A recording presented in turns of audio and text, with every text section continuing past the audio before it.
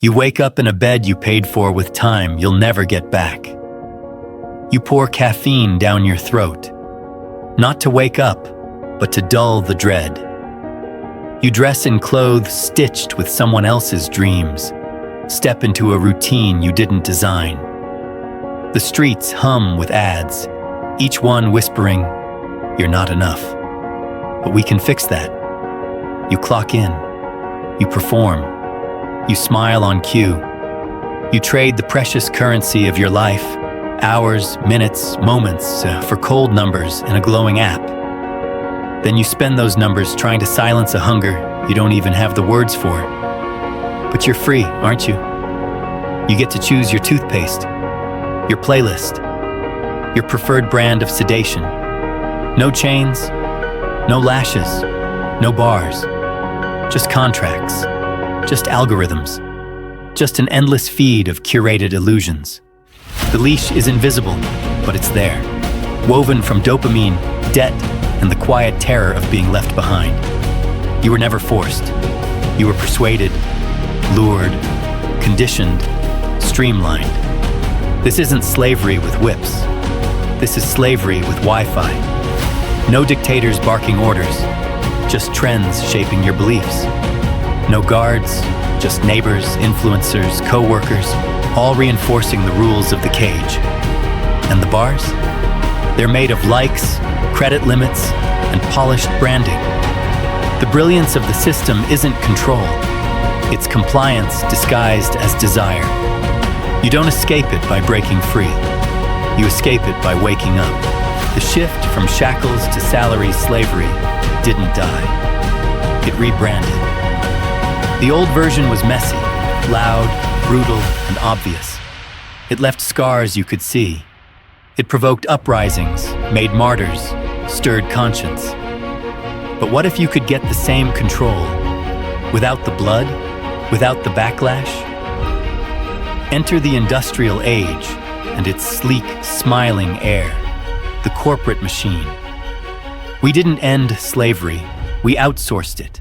We gave it a 9-to-5 and a benefits package. No more auctions, just resumes. No more shackles, just deadlines. No more lashings, just the slow grind of burnout and the fear of being left behind. You're not a captive, you're an employee. You're not owned, you're on payroll. You're not forced to comply. You just need the job. The brilliance of the system, it doesn't punish, it withholds. No health care unless you earn it. No housing unless you hustle. No safety net, just the illusion of one, stitched together with fine print and false hope. Just enough to live, never enough to leave. All while the wealth pyramid stretches skyward, a few hoarding more than kingdoms, the rest feeding the algorithm, praying for a miracle, burning out for breadcrumbs. This is the modern plantation. The cotton field became a conference room. The whip became a Wi-Fi connection. The rebellion replaced by team-building retreats and TED talks. You don't resist, you optimize. You journal your stress.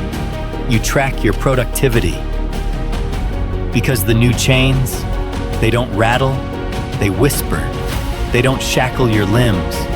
They shrink your dreams. They don't break your body. They convince you your cage is freedom. They told you, do what you love. Follow your passion. Be your own boss. But they forgot to mention the toll. The price of pleasing the algorithm. The slow bleed of interest on invisible debt. The fact that dreams are only welcome here if they can be monetized. You post, you brand, you grind, not for purpose, not for freedom, but for attention, for survival in the feed. Because if you don't perform, you disappear. Even your resistance is a product. Your outrage, monetized. Your protest, sponsored. Your rebellion, aesthetic. Screen printed and sold out in 3 sizes. They'll sell you anti-capitalism in premium packaging. They'll stream your anger right between 2 ad breaks. You can scream. Just make sure it fits the format. And still, you whisper to yourself, "This is my path, my calling, my truth." But how much of that was planted? How many of your dreams were factory issued? How many of your beliefs came preloaded from jingles, banners, childhood ads disguised as cartoons? This isn't freedom. It's a performance of autonomy. It's curated chaos inside a monetizable box. You can express yourself. Just make sure it generates impressions. And the cruelest part? You blame yourself for breaking. You think it's laziness or weakness or a lack of gratitude. But it's not. It never was. You're not broken. You're just human, in a system that profits from your exhaustion. And your awakening? That's the one thing it can't monetize. Obedience doesn't wear chains anymore. It wears the drive. It wears the grind. It wears a smile in a LinkedIn headshot. You rise before the sun, hit the gym, cue the podcast, not out of passion, but performance. Because somewhere along the way, someone sold you a promise. If you optimize hard enough, maybe you'll earn the right to exhale. You don't resist the system. You excel in it. You chase goals not for freedom, but for approval.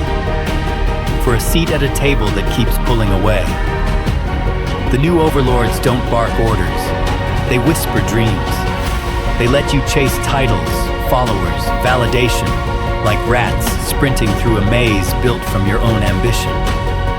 And that's the genius of it. Your prison is crafted from everything you were told to want.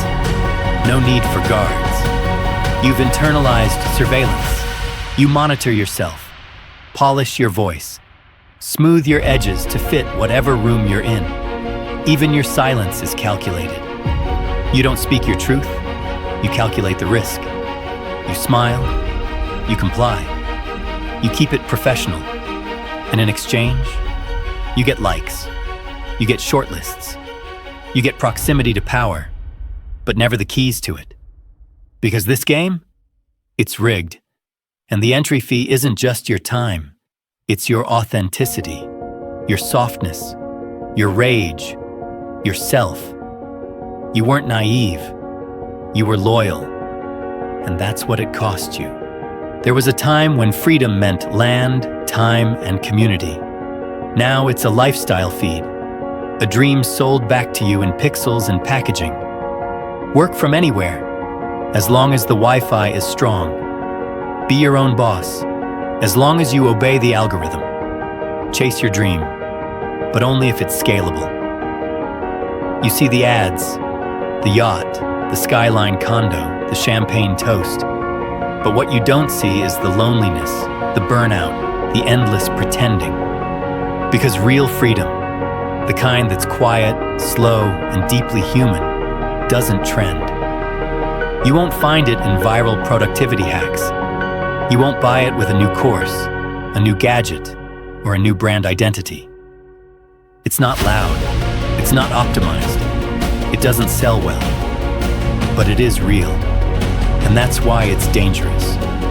Because a system built on consumption and distraction can't survive people who remember how to be still, who reclaim their time, who say no, who opt out, not out of laziness, but out of refusal to betray themselves any longer. This is why the machine invests so heavily in keeping you tired, entertained, and vaguely unsatisfied. Because a person at peace doesn't consume. A person who remembers who they are can't be controlled.